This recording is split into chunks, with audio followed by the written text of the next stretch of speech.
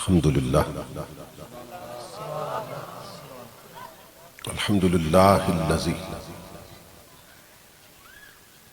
زين النبيين بحبيبه المصطفى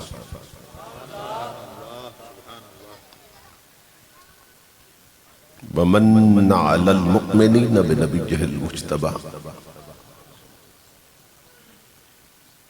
الصلاة والسلام على سيدنا ومولانا محمد خير الورى وعلى آله وأصحابه المتأدبين بالتقوى أما بعد فأعوذ بالله السميع العليم من الشيطان اللئيم الرجيم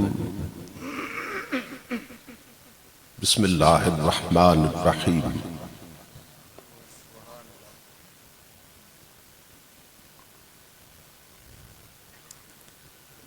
فاذكروا آلاء الله لعلكم تفلحون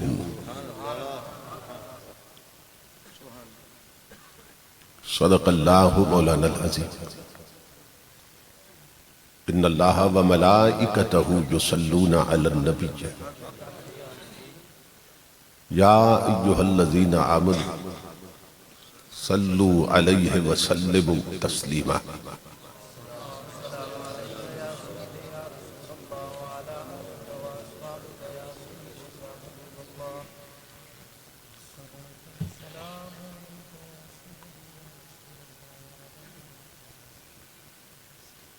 خطیب اسلام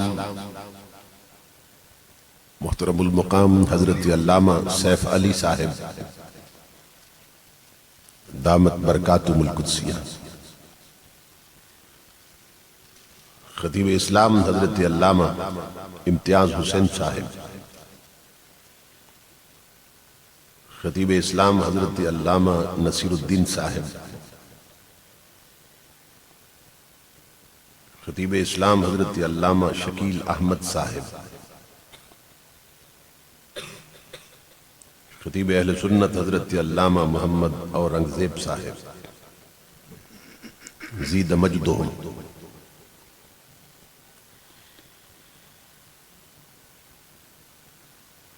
نقیب شہیر برادر عزیز محترم توصیف الرحمن الخیری صاحب اور دیگر معزز مشائخ و علماء کرام اور محترم حاضرین و سامعین،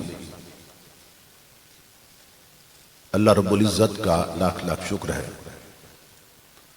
کہ جس نے اپنی توفیق خاص سے آپ کو اور مجھے آج کی اس کثیر البرکات اور عظیم المقاصد دینی اصلاحی تربیتی مجلس میں اور کانفرنس میں حاضری کا شرف عطا کیا، اور اپنا اور اپنے محبوب مکرم صلی اللہ تعالی علیہ وآلہ وسلم کا ذکر پاک اور پیغام عظیم سننے اور سنانے کی توفیق عطا فرمائی۔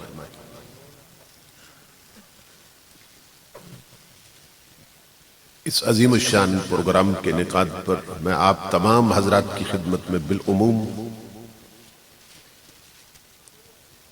اور اس پروگرام کی انتظامیہ، میزبانان اور سرپرستان کی خدمت میں بالخصوص دل کی اتھا گہرائیوں سے ہدیہ تبریک و تحسین پیش کرتا ہوں اور دعا کرتا ہوں کہ اللہ رب العزت دوستوں کی اس محنت کو، ہم سب کی حاضری کو اپنی پاک بارگاہ میں قبول و منظور فرمائے۔ میں خطیب اسلام استاذ العلماء اہل سنت کے بے باک ترجمان حضرت علامہ قاری مشتاق احمد نقشبندی صاحب حفظہ اللہ تعالیٰ کا شکر گزار ہوں کہ جن کے حکم کی تعمیل میں تاریخ کا تعین ہوا اور میں اس پاکیزہ مجلس تک پہنچا ہوں۔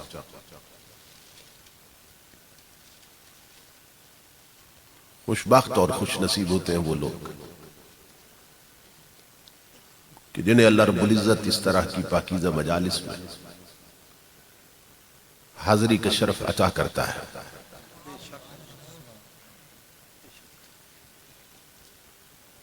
اس لیے کہ یہی وہ وقت ہے کہ جس میں ہم اپنے پیدا کیے جانے کے مقصد کو پورا کر رہے ہوتے ہیں.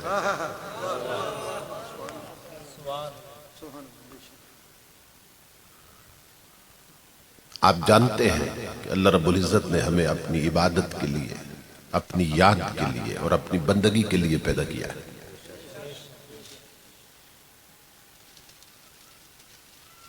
تو جو وقت اس کی یاد کے بغیر گزرتا ہے، قیامت کے دن اللہ رب العزت کی بارگاہ میں اس وقت کا ہم نے حساب دینے جانا ہے.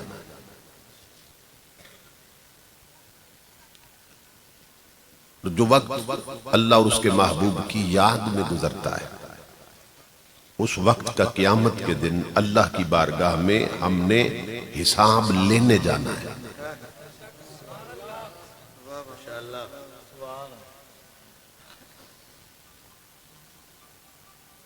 حساب دینا اور ہے اور حساب لینا اور ہے.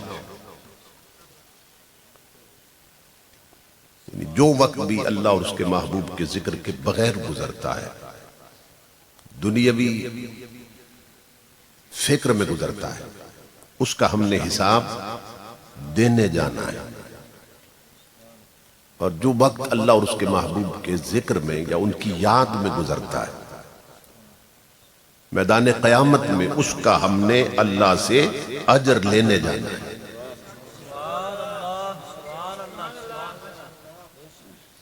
تو کتنا فرق ہوتا ہے. اب ہر شخص دیکھ لے کہ وہ کتنا وقت اللہ اور اس کے محبوب کی یاد میں بسر کر رہا ہے. اکثر وقت ہماری اکثریت کا وہ صرف اللہ رسول کی یاد کے بغیر نہیں گزر رہا، بلکہ ان کی نافرمانی میں گزر رہا ہے.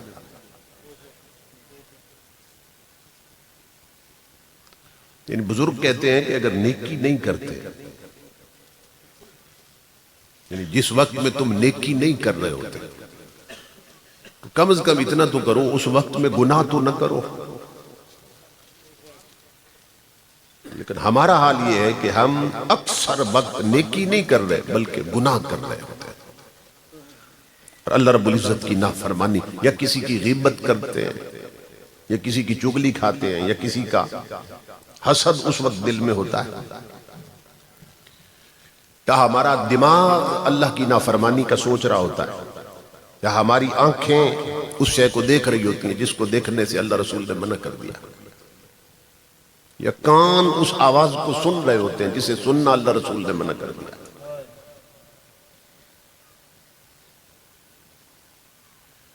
حضرت عبداللہ ابن عباس فرماتے ہیں، یہ حضور کے سگے چچا کے بیٹے ہیں،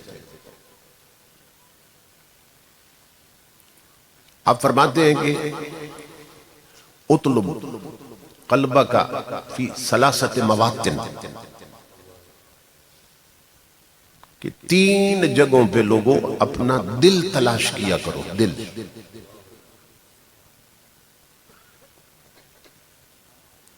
ان 3 جگہوں پہ تمہیں معلوم ہو جائے گا کہ تمہارے اندر دل ہے یا نہیں ہے. 3 جگہوں میں دل تلاش کیا کرو. نمبر 1 آپ فرماتے ہیں عند سماع القرآن، کہ جب کہیں قرآن پڑھا جا رہا ہو، یعنی قرآن کا درس ہو رہا ہو، قرآن کا علم دیا جا رہا ہو، قرآن کی باتیں ہو رہی ہو، قرآن کا پیغام سنایا جا رہا ہو، تو اس مجلس میں تمہارا دل لگا، وہاں بیٹھنے کو دل چاہا یا اٹھ کے چلے جانے کو دل چاہا. آپ فرماتے ہیں کہ اگر وہاں دل نہیں لگ رہا اور اندر اضطراب اور بے چینی ہے کہ جلد ختم ہو اور ہم نکلیں، آپ فرماتے ہیں اس کا مطلب یہ ہے تیرے پاس ابھی دل نہیں ہے، اس لیے پہلے رب سے دل مانگ کہ تجھے دل نصیب ہو جائے۔ اور دوسری چیز آپ فرماتے ہیں وفی مجالس ذکر، ذکر کی محفلوں میں جہاں اللہ اور اس کے رسول کی باتیں ہو رہی ہیں وہاں دل لگا یا وہاں دل لگتا ہے، یا جہاں ایسی مجلس ہو اس کی طرف جانے کے لیے دل مائل ہوتا ہے؟ تو آپ فرماتے ہیں اگر ایسا نہیں ہے تو پھر سجدے میں گر کر رب سے پہلے دل مانگ، تیرے پاس دل نہیں ہے۔ اور نمبر 3 آپ فرماتے ہیں وفی اوقات الخلوہ، کہ جب تو اکیلا ہوتا ہے، تنہا ہوتا ہے، یہ مرد اور عورتیں، کیونکہ عورتیں بھی کتاب سن رہی ہیں، میری مائیں بہنیں بیٹیاں غور سے سن، کہ جب تنہا ہوتے ہیں مرد ہو یا عورتیں ہو تو اس وقت تیرا دل تیرا دماغ اللہ کی طرف مائل ہوتا ہے، اس وقت تیرے دھیان میں تیرے خیال میں اللہ رسول رہتے ہیں یا شیطان آتا ہے، برے خیالات آتے ہیں، دوسروں کے خلاف باتیں آتی ہیں، دوسروں کا حسد دل میں آتا ہے۔ تو اس وقت جب تنہا ہوتے ہو تو تیرا رخ کدھر ہوتا ہے؟ اللہ کی طرف یا بندوں کی برائی کی طرف؟ تو آپ فرماتے ہیں اس وقت اگر دل تنہائی میں رب کی طرف مائل نہیں ہوتا تو پھر پہلے سجدے میں گر اور رب سے دل مانگ، تیرے پاس دل نہیں ہے۔ کیونکہ آپ کہیں گے بھئی دل تو سب کے پاس ہے، دل نہ ہو تو ہم زندہ کیسے ہوتے ہیں؟ تو یہ دل مراد نہیں ہوتا، یہ دل، یہ جو گوشت کا بنا ہوا لوتھڑا ہے اس کو دل نہیں کہتے، یہ جو پمپ کرتا ہے اور جس کے 4 وال ہوتے ہیں یہ دل نہیں ہوتا، وہ کوئی اور ایک لطیفہ قلب ہے جس کو لطیفہ کہتے ہیں، وہ اور چیز ہے۔ تو امام الانبیاء کے غلام ہمیں خود جائزہ لینا چاہیے، خود جائزہ لینا چاہیے۔ حضور غوث اعظم فرمایا کرتے تھے کہ یہ جو تیرا دل ہے نا اندر، اس کے دروازے پر گیٹ کیپر بن کے محافظ اور نگہبان بن کے بیٹھ،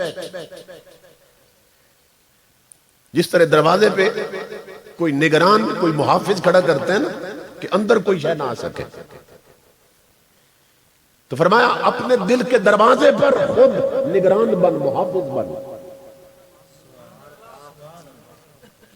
اور غافل نہ ہونا ایک لمحے کے لیے، اور ہر وقت نگرانی کرنا، باہر چوکیداری کرنا، چوکیداری دل کے دروازے پر چوکیدار بن خود، کیا کہ کوئی اللہ اور اس کے رسول کی مرضی کے خلاف شے اندر نہ جا سکے۔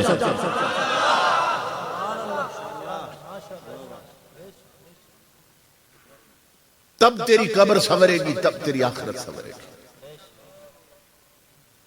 یہ ضروری ہے۔ حضور سیدنا صدیق اکبر جا رہے تھے رضی اللہ تعالیٰ عنہ۔ یہ صدیق اکبر کون ہے؟ نبیوں اور رسولوں کے بعد انبیاء اور مرسلین کے بعد پوری کائنات میں جو شخص سب سے افضل ہے اسی کو ابو بکر صدیق کہتے ہیں۔ اتنی بڑی شخصیت اور اتنی بڑی شخصیت امام الانبیاء کے غلام کہ خود حضور فرماتے ہیں کہ میں دیکھتا میری مجلس میں جبرائیل امین آئے بیٹھے ہوتے تھے، جبریل آئے بیٹھے ہوتے میرے پاس، حضور فرماتے میرے جتنے صحابی ہیں ان میں سے کوئی بھی آ جاتا جبرائیل امین بیٹھے رہتے تھے، میرے ساتھ گفتگو کرتے تھے، میرے ساتھ باتیں کرتے رہتے، بیٹھے رہتے تھے۔ مگر امام الانبیاء فرماتے ہیں لوگوں اللہ کی عزت کی قسم میں نے ایسا کبھی نہیں دیکھا کہ میرا صدیق آیا ہو اور جبریل نے اٹھ کے صدیق کا استقبال نہ کیا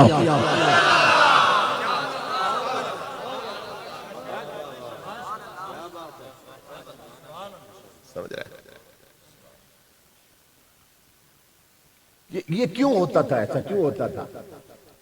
یہ ایک حدیث سے نا یہ بات سمجھ میں آتی ہے، ایک حدیث سے ایسا کیوں ہوتا تھا؟ اس لیے کہ امام الانبیاء نے بتایا تھا میرے 2 وزیر اوپر ہیں اور 2 نیچے ہیں، لی وزیران فی السماء و وزیران فی الارض، میرے 2 وزیر آسمانوں میں اور 2 زمین میں۔ تو صحابہ نے پوچھا آقا آپ کے آسمانوں کے وزیر کون کون سے ہیں؟ فرمایا جبریل اور میکائیل۔ اور زمین کے وزیر کون کون سے ہیں؟ فرمایا صدیق اور فاروق، ابو بکر اور عمر۔ سمجھ رہے ہیں؟ تو جو عہدہ آسمانوں پہ جبریل کا ہے وہی عہدہ زمین پہ صدیق اکبر کا ہے۔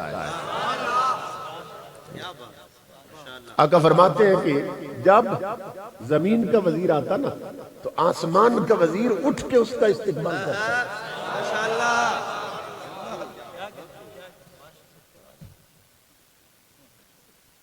اللہ تو یہ صدیق اکبر رضی اللہ تعالیٰ،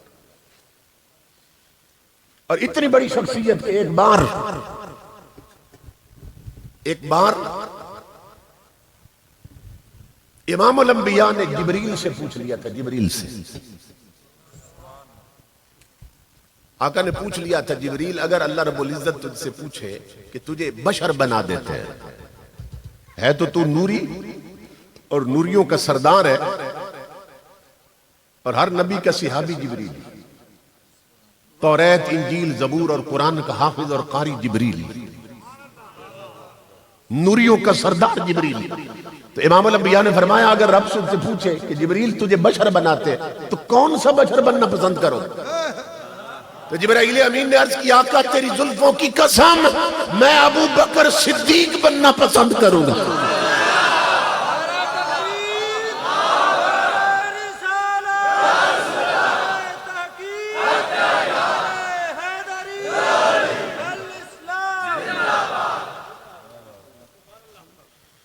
آقا نے پوچھا جبریل اس کی وجہ کیا ہے؟ عرض کی اللہ کے حبیب میں دیکھتا ہوں کہ جس مجلس میں آپ کے پاس ابو بکر بیٹھے ہوں مصطفیٰ کی نظر صدیق کے چہرے سے ہٹتی نہیں ہے۔ اگر مجھے بشر بنایا جاتا تو میں صدیق اکبر بننا پسند کرتا، صدیق اکبر بننا۔ اتنی بڑی شخصیت۔ آپ جا رہے تھے قبرستان کے قریب سے گزرے نا تو وہاں ایک شخص اس کے ہاتھ میں بیلچا تھا یا کئی تھی، وہ قبر کھود رہا تھا۔ تو پہلے وقتوں میں لوگ نا اپنی قبریں تیار کر لیتے تھے، بعض اپنی قبریں بنا لیتے تھے تاکہ یاد رہے کہ اصل ٹھکانہ یہ ہے۔ بزرگ کہتے ہیں کہ لوگ بھی پاگل ہیں کہ نقلی گھر کو گھر کہیں اور اصلی گھر کو گور۔ لوگ بے وقوف ہیں، پاگل ہیں لوگ کہ نقلی گھر کو گھر کہیں اور اصلی گھر کو گور، اور وہ تو اپنے گھر گئے اور لوگ مچائیں شور۔ جو فوت ہوتا ہے وہ تو اپنے گھر جاتا ہے۔ تو صدیق اکبر گزر رہے تھے، فرمایا میرے دوست کیا کر رہا ہے؟ تو کہنے لگا میں اپنے لیے اپنی قبر تیار کر رہا ہوں۔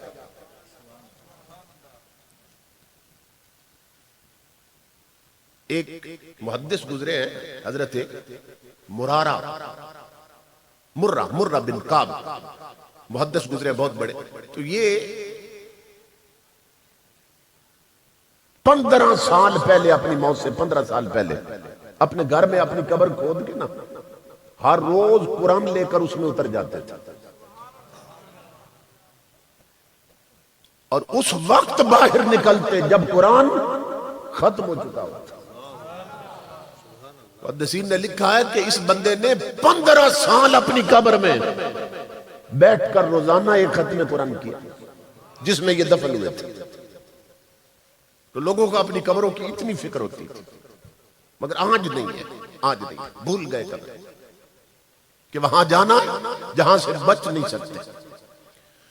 تو صدیق اکبر نے فرمایا کیا کر رہے ہو؟ کہنے لگا اپنے لیے اپنی قبر بنا رہا ہوں۔ اب سننا صدیق اکبر کا جواب، آپ نے اس کے قریب جا کے نہ ہاتھ پکڑ لی، فرمایا میرے دوست میرے لیے میری بات سنو، فرمایا اپنے لیے اپنی قبر تیار نہ کرو بلکہ اپنے آپ کو قبر کے لیے تیار کرو۔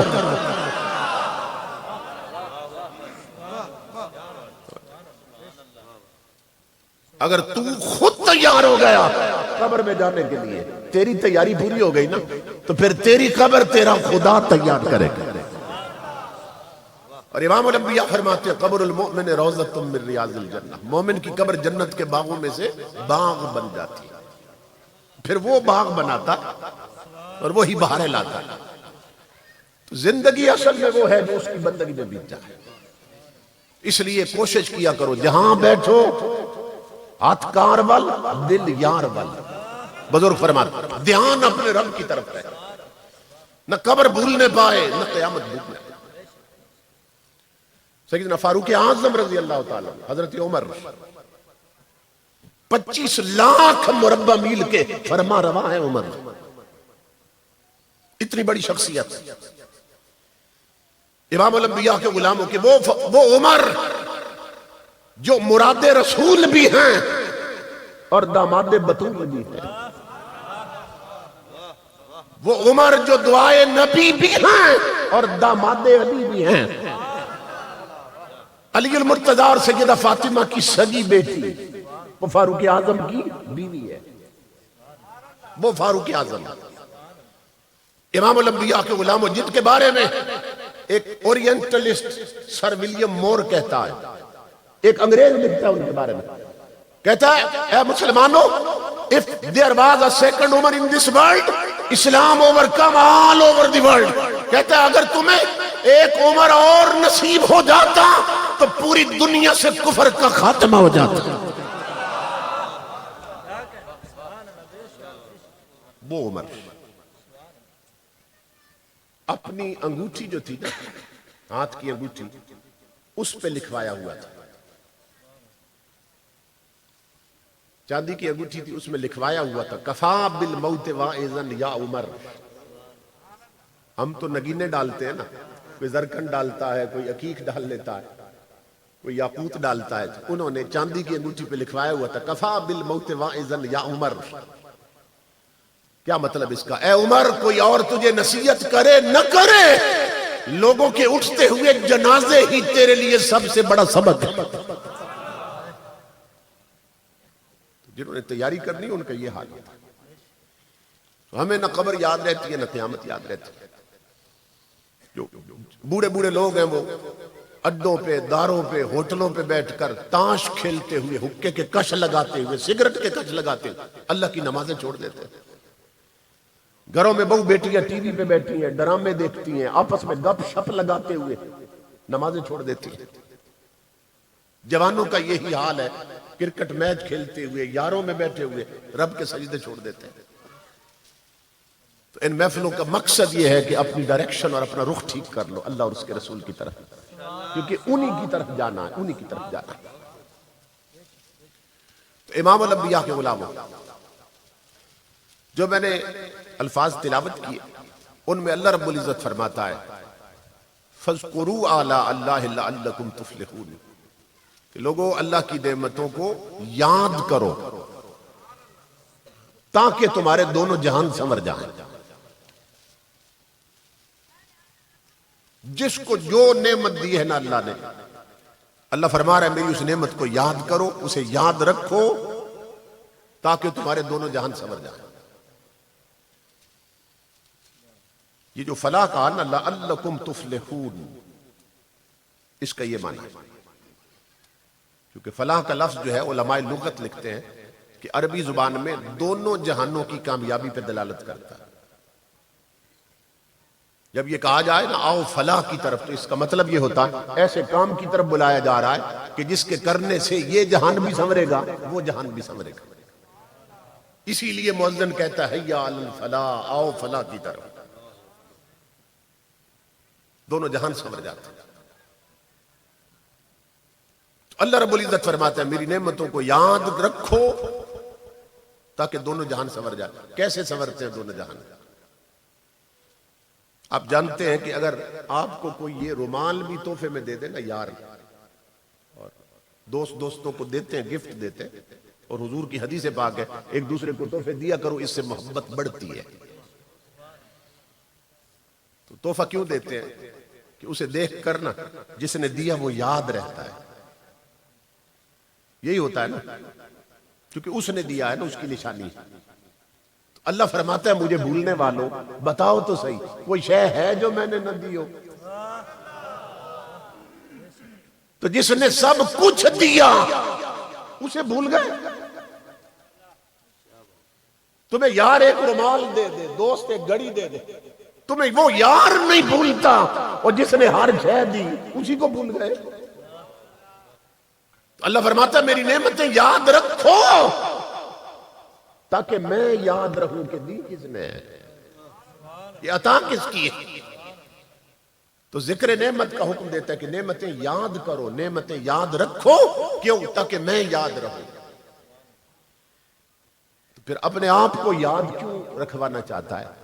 فرمایا جب میں یاد رہوں گا تو پھر میرا شکر بھی یاد رہے گا۔ یہ تربیت ہے قرآن کی، اچھی طرح سمجھے قرآن کا۔ جب میں یاد رہوں گا تو پھر میرا شکر بھی یاد رہے گا، اور جب میرا شکر یاد ہوگا اور شکر کرو گے تو مولا پھر کیا کرے گا؟ فرمایا اسی سیڑھی تک تو تجھے لانا چاہتا تھا، شکر کی سیڑھی تک۔ مولا پھر کیا کرے گا؟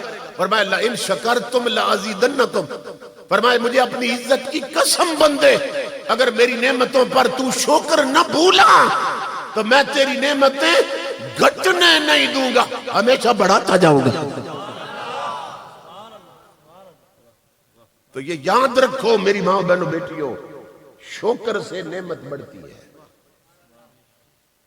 اگر چاہو نا کہ رب نے جو دولت دی ہے، رب نے جو صحت دی ہے، اور اللہ رب العزت نے جو نعمت دی ہے، کہ اس نعمت میں زوال نہ آئے، وہ گھٹے نہیں، وہ کم نہ ہو، تو اس نعمت پر اپنے رب کا شکر نہ بھولو۔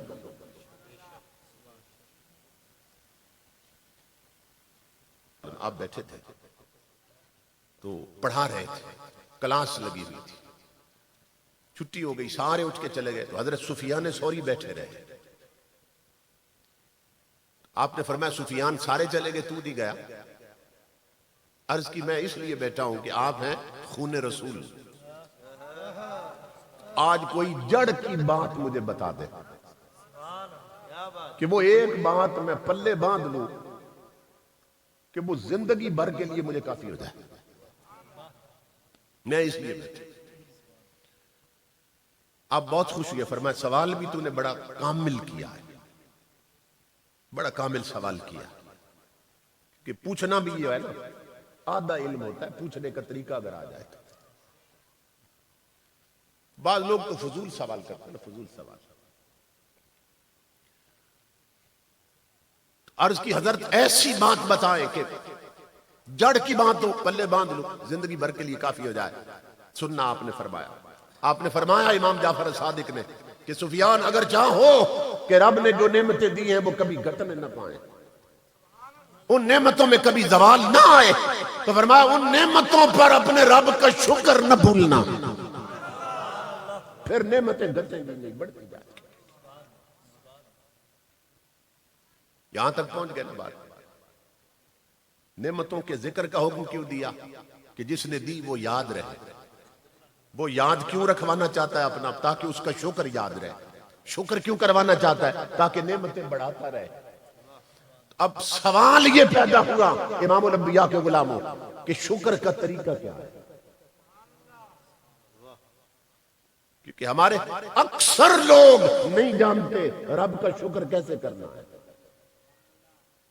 اکثر لوگ نہیں جانتے شکر کیسے کرتے۔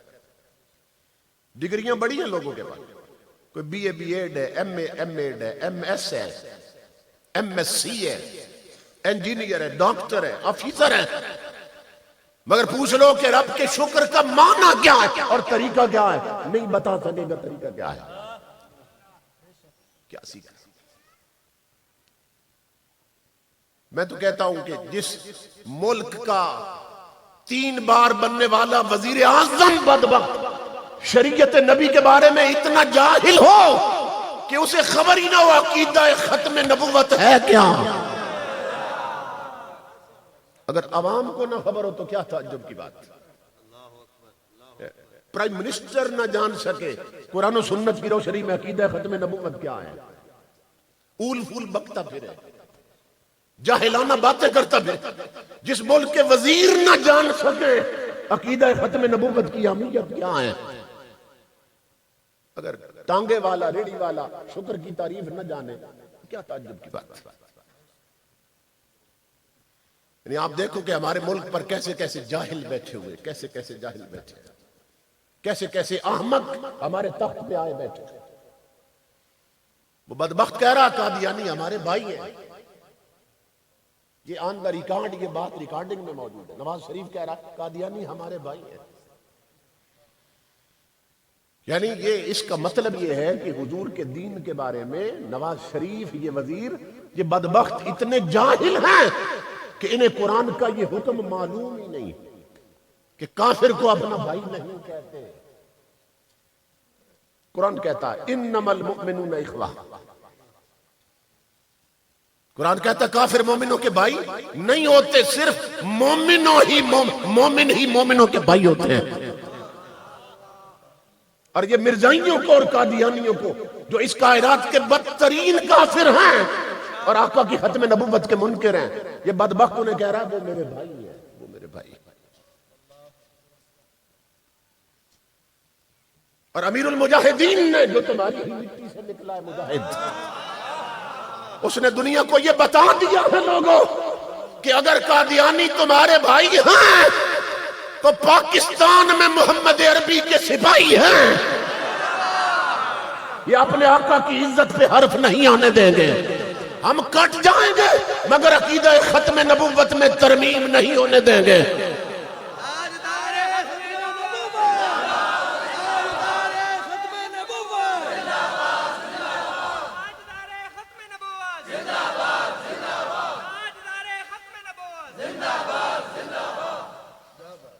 تمہیں معلوم ہی نہیں اس قوم کا کملی والے سے رشتہ کب سے بنا ہے، کب سے بنا، بتاؤ کب سے بنا ہے۔ اور تمہیں پیدا کرنے کے بعد، جنم دینے کے بعد تمہاری ماں نے اور تمہیں دودھ بعد میں دیا ہے، تمہارے کانوں میں نام نبی کی اذان پہلے دی گئی ہے۔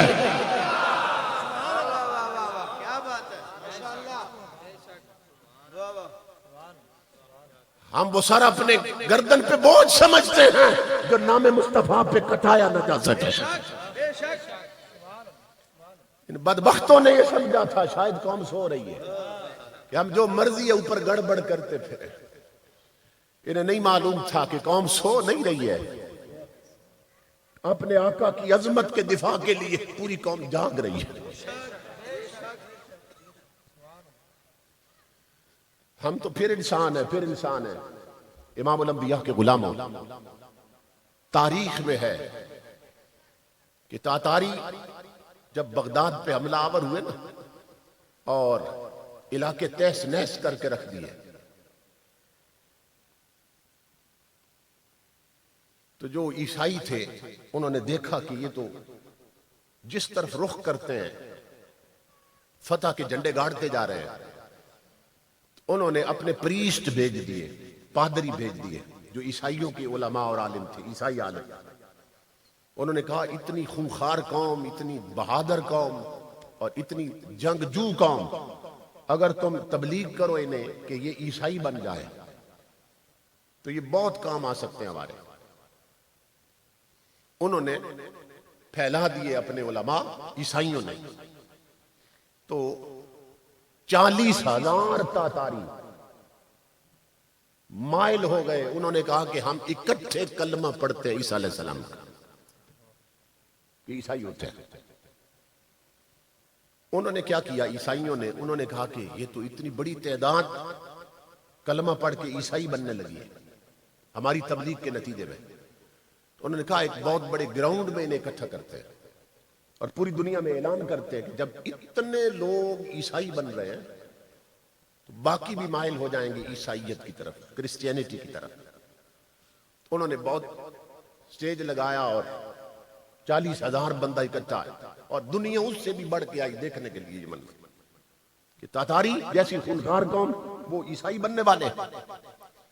ان کے جو پریسٹ اور پادری تھے نا وہ بڑے جبے کبے پہن کے اور بڑے نخرے اور بڑے تکبر کے ساتھ وہ آ گئے ممبر پر، سٹیج پر جو بنی ہوئی تھی جگہ ان کے لیے. امام الانبیاء کے غلاموں ایک عیسائی پادری جو تھا ان کا لاٹ پادری، اس نے خطاب شروع کیا. خطاب کرتے کرتے اس بدبخت نے تمہارے میرے نبی کی توہین کا لفظ شروع کر دیا. اس نے رخ کر دیا محمد عربی کی طرف صلی اللہ علیہ وسلم، تاجدار کائنات کی طرف رخ کر دیا، ادھر جو معراج کی رات عیسیٰ کا بھی امام بنا تھا اس آقا کی توہین کرنے لگا. اب ادھر تاتاری ہیں ادھر عیسائی ہیں، مسلمان تو ہے کوئی نہیں وہاں پہ. امام الانبیاء کے غلام و تاریخ میں ہے، محدثین نے لکھا ہے ہناک قلب و سید، کہ قریب ہی اس سٹیج کے جہاں سٹیج بنا ہوا تھا ایک شکاری کتا بندہ ہوا تھا. شکاری کتا، آپ جانتے ہیں شکاری کتا باقی کتوں جیسا نہیں ہوتا. باقی کتے تو ہے نا وہ کاٹ بھی لیتے ہیں، بھونکتے بھی ہیں، یہ صرف شکار پہ بھونکتا ہے اور اسی کو پکڑتا ہے. آپ دیکھتے ہیں ٹانگوں کے اندر سے گزرتے رہتے ہیں شکاری کتے، نہیں کاٹتے. تو جب اس نے توہین کی امام الانبیاء کی، اس پادری نے، شکاری کتا بدا تھا، کتے نے دیکھا کہ یہاں کوئی مسلمان نہیں بیٹھا ہے، کلمہ گو کلمہ پڑھنے والا انسان نہیں بیٹھا، اور مدینے والا صرف ان کا نبی نہیں میرا بھی تو نبی ہے، میں آج حق کے غلامی ادا کروں. جب اس نے توہین شروع کی پادری نے، امام الانبیاء کے غلاموں روایت میں لکھا ہے محدثین نے وَفَصَبَ الْقَلْبُ عَلَيْهِ فَخَمَجَهُ، کتا اس زور سے اچھلا غیرت کھا کے کہ اس کی زنجیر ٹوٹ گئی اور اس نے پنجہ پادری کے منہ پہ دے مارا. پادری گر گیا، کتا اس کے اوپر. دنیا چھڑائے وہ نہیں چھوڑے، کتے کو مارتے رہے بڑی مشکل سے. 10-20 بندوں نے کتے کو قابو کیا، پھر اسے باندھ دیا، وہ پھر اٹھا، جبہ شبہ ٹھیک کیا، اس نے پگڑی گر گئی، ٹوپی پگڑی ٹھیک کر کے نا پھر آ گیا سٹیج پر، پھر کھڑا ہوا. پتہ ہے کہنے لگا ھذا الکلب عزیز النفس، کہتا ہے کہ یہ کتا جو ہے نا یہ ذرا کڑوا ہے، طبیعت کا کڑوا ہے. کہتا ہے تقریر میں جب میں اشارے کر رہا تھا نا ہاتھوں سے تو اس نے کتے نے سمجھا بھائی مجھے مارنے کا اشارہ کر رہا ہے، تو اس لیے اس نے مجھ پہ حملہ کر دیا ہے. لیکن مجمع میں لوگ کہنے لگے ھذا کلام کفی محمد صلی اللہ علیہ وسلم. تاتاری کہنے لگے ہاتھوں کے اشارے کی وجہ سے کتے نے حملہ نہیں کیا، اور کتے نے حملہ اس لیے کیا ہے کہ تو کتا بن کے نبی پہ بھونکا ہے، مدینے والے پہ بھونکا ہے. تو کتا برداشت نہیں کر سکا، اس نے کہا ایسی بات نہیں، کتا طبیعت کا کڑوا ہے، تلخ مزاج ہے، صرف اشاروں سے سمجھا ہے. وہ اپنی بات کو نہ چھپانے کے لیے، بے عزتی ختم کرنے کے لیے، اس بدبخت نے تھوڑی دیر اور گفتگو کی، اس نے پھر حضور کی طرف رخ کر لیا گفتگو کا. امام الانبیاء کے غلاموں اس بدبخت نے جب پھر حضور پر بھونکنا شروع کیا، اب کیا ہوا؟ امام الانبیاء کے غلاموں فَوَصَبَ الْقَلْبُ عَلَيْهِ مَرَّةً أُخْرَى فَقَبَضَهُ عَلَى زَرْدَمَتِهِ حَتَّى قَلَعَهَا، کتا اچھلا پھر زنجیر ٹوٹ گئی، اس نے اس کی گردن پہ منہ ڈال لیا، کتے نے منہ ڈال لیا، چکی ڈال لی کتے نے گردن پر، دنیا مارتی رہی، کتے نے اس وقت چھوڑا جب گردن اس کی تن سے جدا کر دی.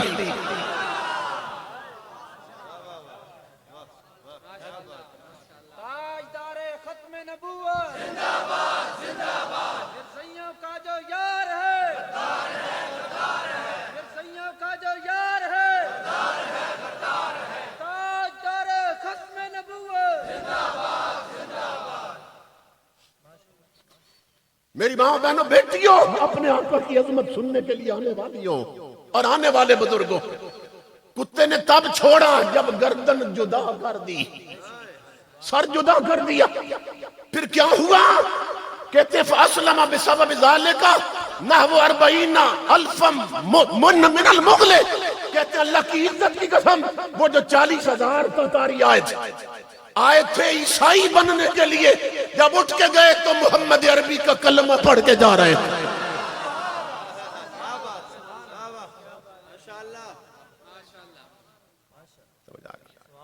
اللہ فرما رہا اگر اس انسان نہیں اٹھیں گے محمد عربی کی عزت کے دفاع کے لیے تو ہم کتوں سے بھی کام لینا جانتے ہیں.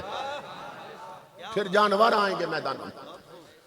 میں کہتا ہوں آقا کے ناموس اور ختم نبوت پر ہاتھ ڈالنے والے وزیروں، بے ضمیروں اور حرام خوروں اور امریکہ کے پالتو کتوں، تم نے یہ جو ہاتھ ڈالا ہے ظالموں، کیا تمہارے کانوں میں آزان نہیں دی گئی تھی؟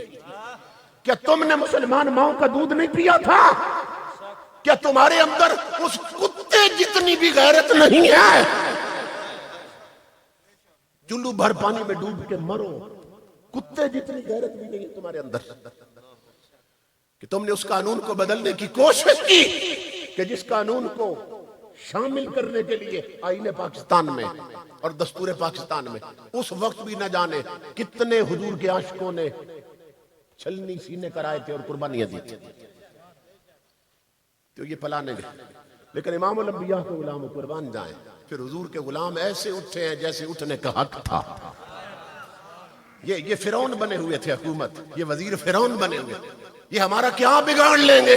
تو جب محمد عربی کے غلام ناموس نبی کے لیے اٹھے ہیں تو انہیں گھٹنوں کے بل نہیں گرایا، انہیں منہ کے بل گرا کے رکھ دیا. کیا بات ہے! تاجدار ختم نبوت زندہ باد، زندہ باد. تاجدار ختم نبوت زندہ باد، زندہ باد. تاجدار ختم نبوت زندہ باد، زندہ باد.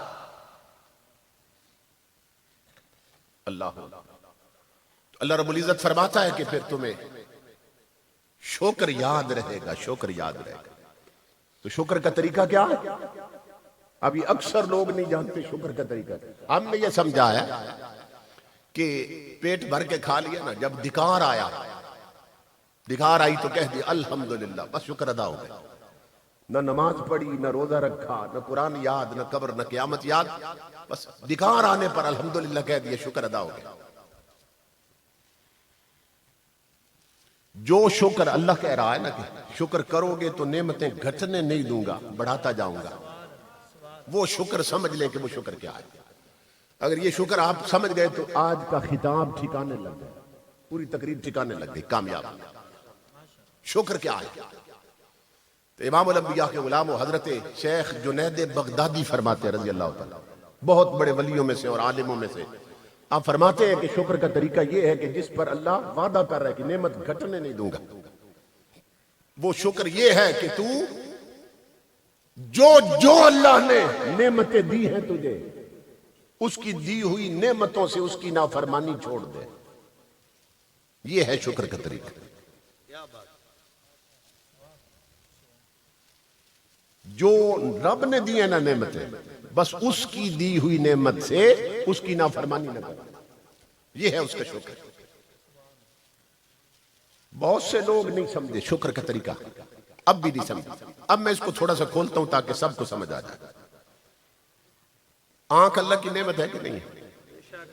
تو اللہ فرماتے ہیں میری نعمت کا شکر کرو. کیا مطلب؟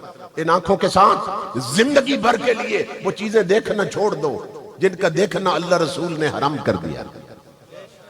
یہ اس نعمت کا شکر ادا ہو جائے. کان اللہ کی نعمت ہے، کہتا ہے اس کا شکر ادا کرو. کیا مطلب؟ ان کانوں کے ساتھ زندگی بھر کے لیے وہ باتیں، وہ گانے، وہ سننا چھوڑ دو کہ جن کا سننا اللہ رسول نے منع کر دیا. زبان نعمت ہے، فرمایا اس کا شکر ادا کرو. کیا مطلب؟ اس زبان کے ساتھ وہ بات کیا نہیں چھوڑ دو، وہ گالی، وہ گلا، وہ غیبت، وہ چغلی، ہر شے چھوڑ دو کہ جس کا بولنا اللہ رسول نے حرام کر دیا. یہ ہاتھ اللہ کی نعمت ہے، ان کے ساتھ اس چیز کو پکڑنا بھی چھوڑ دو کہ جس چیز کو پکڑنا اور چھونا اور ٹچ کرنا بھی اللہ رسول نے حرام کر دیا. یہ پاؤں اللہ کی نعمت، اللہ فرماتا ہے اس کا شکر ادا کرو. کیا مطلب؟ ان پاؤں کے ساتھ ان بے حیائی بے غیرتی کے اڈوں پہ جانا چھوڑ دو جدھر چل کے جانا اللہ رسول نے حرام کر دیا. یہ دل اور دماغ اللہ کی نعمت ہے، اس کے ساتھ وہ چیز سوچنا بھی چھوڑ دو جس کا تصور کرنا اور سوچنا بھی اللہ رسول نے حرام کر دیا. تو جو یوں کر لینا وہ کہہ سکتا ہے میں اپنے رب کا شکر گزار بندہ ہوں. یہ شکر نصیب ہوگا تو پھر دیکھو گے کہ نعمتیں بڑھتی جائیں گی، نعمتیں بڑھتی جائیں گی، پھر نعمتیں کبھی نہیں گھٹتی. تو اللہ رب العزت فرماتا ہے کہ یہ سچے رب کا وعدہ ہے کہ میری نعمتوں پر شکر کرو تو پھر نعمتیں بڑھاتا جاؤں گا، بڑھاتا جاؤں گا. آج نعمتیں کیوں گھٹ رہی ہیں کہ ہم نے نعمتوں پر شکر تو کیا کرنا تھا، ہم تو الٹا کفر کرنے لگے انہی نعمتوں سے. رزق رب نے دیا مگر اس کی نافرمانی پہ خرچ ہونے لگا. یہ شادیوں پہ دیکھو ڈھول بجتے ہیں، گانے چلتے ہیں، کجریاں ناچتی ہیں، ہجڑے رقص کرتے ہیں اور ان پر پیسہ وارتے ہیں، دیا خدا نے، اسی کی نافرمانی پہ خرچ ہو رہا ہے. ریچھ کتے کی لڑائی ہو رہی ہے، مرغے لڑائے جا رہے ہیں، جانور لڑائے جا رہے ہیں جو شریعت میں لڑانا حرام. شریعت کہتی ہے یہ حرام ہے مگر اس پہ پیسہ خرچ کر کے امام الانبیاء کے غلاموں اللہ کا دیا ہوا رزق حرام کاموں پہ خرچ ہو رہا ہے. یہ جسم اللہ کی نعمت ہے، اللہ نے دی. یہ آنکھ تلاوت قرآن کے لیے دی تھی، ان آنکھوں سے کنجریوں کے ڈانس دیکھے جا رہے ہیں، فلمیں دیکھی جا رہی ہیں. یہ کان رب نے قرآن سننے کے لیے عطا کیے تھے کہ علماء کی باتیں سننا، قرآن سننا، حدیث سننا اور ذکر مصطفیٰ سننا. ان کانوں سے کنجریوں کے گانے سن رہے ہیں. یہ اللہ کی دی ہوئی نعمت اسی کے خلاف استعمال ہو رہی ہے. الغرض ایک ایک چیز دیکھ لیں جو رب نے دی وہ ہر شے اسی کے خلاف استعمال ہو رہی ہے، اسی کی نافرمانی ہو رہی ہے ان چیزوں سے. یہی سبب ہے کہ نعمتیں گھٹتی جا رہی ہیں، گھٹتی جا رہی ہیں. میں سرگودا کے علاقے میں ایک جگہ خطاب کے لیے گیا، انہوں نے بتایا یہاں ایک بہت بڑا زمیندار تھا چودھری، اس کو اللہ رب العزت نے دودھ والے جانور عطا کیے تھے، بھینسیں گائیں 400 500 اس سے کم نہیں ہوتے تھے، اتنا دودھ ہوتا تھا. تو ایک دن اس چودھری بدبخت نے تکبر میں آ کر، غرور میں آ کر اس نے نوکروں سے کہا کہ یہ جو میں حقہ پیتا ہوں نا اس میں پانی کی جگہ دودھ ڈالو. اس نے دودھ ڈلوا دیا پانی کی جگہ حقے میں. امام الانبیاء کے غلام جب اس نے حقہ پیا دودھ ڈال کر، میرے رب کے قہر کی بجلی کڑکی ہے کہ میری نعمت کی اتنی ناقدری، اور بدبخت اتنا متکبر ہو گیا اور فرعون بن گیا. ایسی بیماری بھینسوں کو لگی، ساری بھینسیں مر گئی. میں جب وہاں خطاب کے لیے گیا تو وہ گزر چکا تھا، وہ چودھری مر چکا تھا. لیکن وہ بتاتے ہیں کہ اللہ کے غضب کی بجلی جب گرتی ہے نا تو اب صورتحال یہ ہے کہ آگے اس کے بچے اور پوتے بھی جب کوئی بھینس خرید کے لاتے ہیں تو وہ بھی 2 دن نہیں نکالتی، وہ بھی مر جاتی ہے. اس طرح اللہ رب العزت کی نعمتیں اگر نہ فرمانی کرو گے، نہ شکری کرو گے، نعمتیں چھین لی جائیں گی، نسلیں کنگال ہو جائیں گی، مفلس ہو جائیں گی. اور جو لوگ اللہ رب العزت کی نعمتوں پر شکر کرتے ہیں، امام الانبیاء کے غلاموں، ان کا حال کیا ہوتا ہے. ایک واقعہ عرض کرتا ہوں، ایمان بھی تازہ ہوگا، سمجھ بھی آ جائے گا. جو شکر ادا کرتا ہے، سن 60 اور 70 کی دہائی جو تھی، یہ اشرہ جو تھا، اس میں ہمارے ملک میں پاکستان میں گندم کا قحط پڑ گیا تھا. گندم کا قحط پڑ گیا تھا اور ہمارا جو وزیر خوراک تھا اس نے بھی اعلان کر دیا، وزیر اعظم نے بھی، صدر نے بھی اخبارات میں، میڈیا پہ اعلان کر دیا کہ حکومت کے گودام خالی ہو گئے، ڈپوؤں پہ آٹا ختم ہو گیا کیونکہ گندم کا قید پڑ گیا، اس لیے ہم پاکستانی عوام سے اپیل کرتے ہیں کہ وہ سبزیاں ابال کے استعمال کریں. جو 2 روٹیاں کھاتے ہیں وہ 1 کھائیں، جو 1 کھاتے ہیں آدھی کھائیں، بس گزارا کریں، کیونکہ ڈپوؤں پر آٹا نہیں رہا، گودام خالی ہو گیا. یہ بادشاہ اعلان کرتا ہے.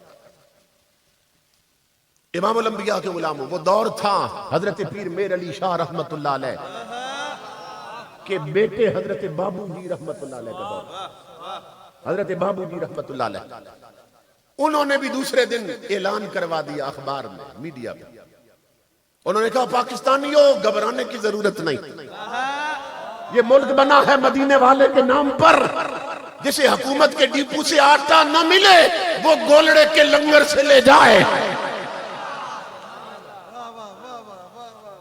اولیاء کا ہے فیضان پاکستان، پاکستان اولیاء کا ہے فیضان پاکستان، پاکستان پاکستان بنایا تھا پاکستان بچائیں گے، پاکستان بنایا تھا پاکستان بچائیں گے. فرمایا گھبرانے کی ضرورت نہیں پاکستانیوں، جسے حکومت سے آٹا نہ ملے وہ گولڑا شریف کے لنگر سے لے جائے. کسی نے کہہ دیا بابو جی بہت بڑا اعلان کر رہے ہیں، کروڑوں پاکستانی ہیں، جہاں حکومت بادشاہ نہیں دے سکے، اگر رخ ہو گیا گولڑے کی طرف تو کیسے پورا کریں گے؟ جلال میں آ گیا محمد عربی کا فقیر، فرمایا چپ کر جاؤ، یہ اپنے اپنے تعلق کی بات. فرمایا حکومت کا تعلق امریکہ کے ساتھ ہے، گولڑے کا تعلق مصطفیٰ کے مدینے کے ساتھ.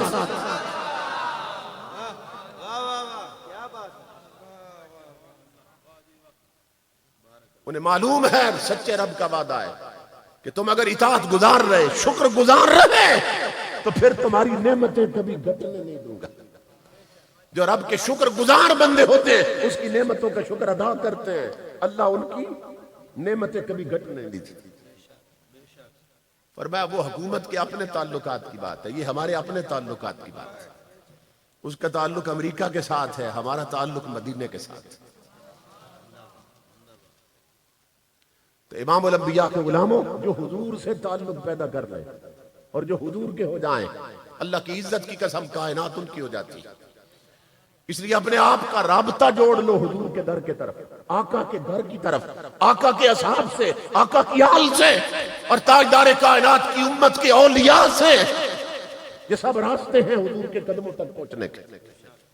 آل ہو یا اصحاب یا اولیاء امت رسول، آل رسول ہو، اصحاب رسول ہو یا اولیاء امت رسول ہو، ان سب کی محبت کے چراغ اپنے سینوں میں جلاؤ کہ یہ تعلق، یہ نسبت ہے تو سب کچھ ہے، یہ نہیں تو کچھ بھی نہیں.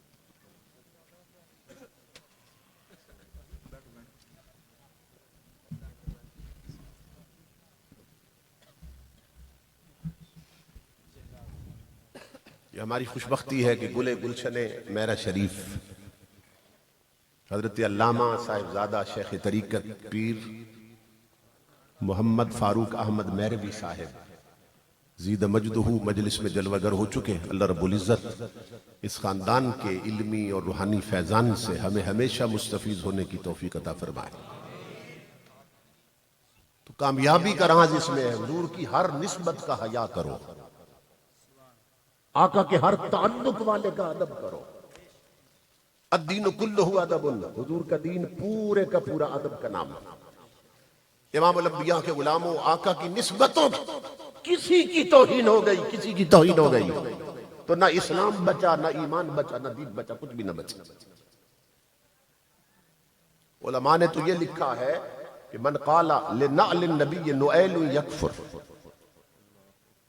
500 علماء اور مشائخ کا متفق فتویٰ ہے، اس بات پہ متفق ہے کیا کہ اگر کوئی بدبخت کملی والے کے نالین کو، جوتے مبارک کو جوتڑی کہہ دے وہ بھی کافر ہو جاتا ہے، کیونکہ ان کی نسبت ہے حضور کے ساتھ۔ تو آل رسول تو اصحاب رسول امام الانبیاء کے غلاموں، ان کا تو رشتہ داریاں ہیں حضور کے ساتھ۔ آقا نے رشتے دیے بیٹیوں کے انہیں، ان سے رشتے لیے حضور صلی اللہ علیہ وسلم نے۔ جو ان کے بارے میں توہین آمیز رویہ اختیار کرتا ہے، اس کا نہ ایمان بچا نہ اسلام بچا۔ تو تاجدار کائنات ایک عمارت بنا کے گئے، عمارت بنا کے گئے حضور صلی اللہ علیہ وسلم، اور حضور صلی اللہ علیہ وسلم نے فرمایا انا مدینۃ العلم۔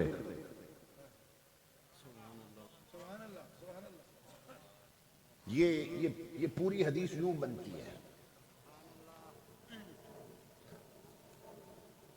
پڑھی صرف اتنی جاتی ہے، انا مدینۃ العلم وعلی بابھا، میں علم کا شہر ہوں اور علی اس کا دروازہ ہے۔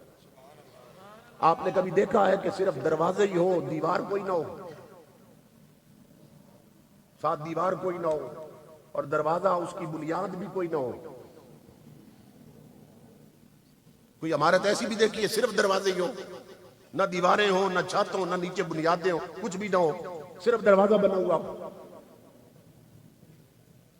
اس کا کیا مقصد دروازے؟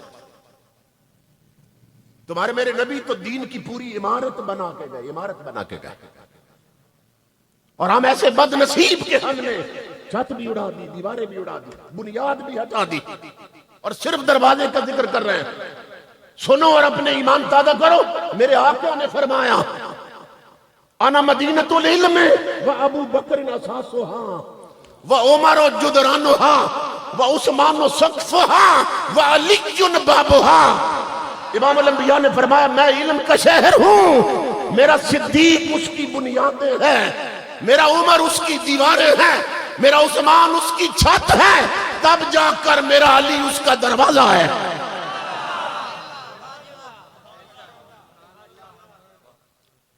یہ بات عقل میں آتی ہے کہ نہیں آتی؟ چند دن پہلے ایک جاہل مجھ سے پوچھنے لگا، وسوسے بھی تو پیدا کرتی، اور جہالت ہی تو وسوسے پیدا کرتی ہے نا۔ کہنے لگا شہروں کی چھتیں ہوتی ہیں، چھتیں تو نہیں ہوتی شہروں کی۔ میں نے کہا بڑا کوئی پاگل آدمی ہے، تو جاہل ہے، تو قرآن پڑھ کے دیکھ، سورہ طلاق پڑھ، اس میں اللہ قرآن میں کہہ رہا ہے کہ شہروں کی چھتیں ہوتی ہیں۔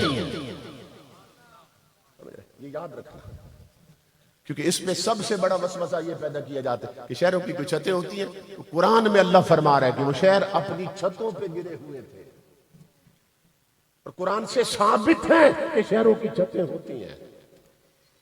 اور پھر ایک طرف یہ حدیث رکھو، ایک طرف چار یار رکھو، اور ان چاروں میں دیکھو اسلام کی بنیاد کون بنا، پھر دیواریں بن کر اسے قوت کس نے دی ہے، پھر اپنی دولت لگا کر اس کی چھت کون بنا ہے، اور پھر اس کا دروازہ کون بنا ہے۔ تو پورا نقشہ پھینک دیا امام الانبیاء نے کہ میں علم کا شہر ہوں، ابو بکر اس کی بنیاد، عمر اس کی دیواریں، عثمان اس کی چھت، اور علی المرتضیٰ مولا کائنات اس کا دروازہ ہے۔ اس لیے اپنے عقیدے کو وہی رکھو جو پیر سیدنا میر علی شاہ کا ہے، جو غریب نواز کا ہے، جو دنیا کے ہر ولی کا ہے، جو اصحاب رسول کا بھی ہے اور جو آل رسول کا بھی ہے۔ اپنا عقیدہ وہ رکھو۔ اللہ رب العزت میرے دوستوں کو سلامت رکھے، جن کے سبب سے ہم یہاں جمع ہوئے اور مل بیٹھ کر ہم نے عقائد کے باب میں اور اعمال کے باب میں بہت سی اصلاحی باتیں سنی اور سنائی۔ اللہ رب العزت حق کو پہچاننے کی توفیق عطا فرمائے۔ وما علینا الا البلاغ۔ ماشاءاللہ جی، ماشاءاللہ۔ اب آپ ہماری خوش نصیبی کے اس وقت آستانہ علیہ میرا شریف سے آقا صلی اللہ علیہ وآلہ وسلم کی ناموس کی خاطر اپنی جوانی، اپنا گھر، اپنا سب کچھ، فخر ہے، یقین کرو میرا شریف کی بستی پہ کہ اللہ پاک نے میرا شریف کی بستی میں قبلہ پیر طریقت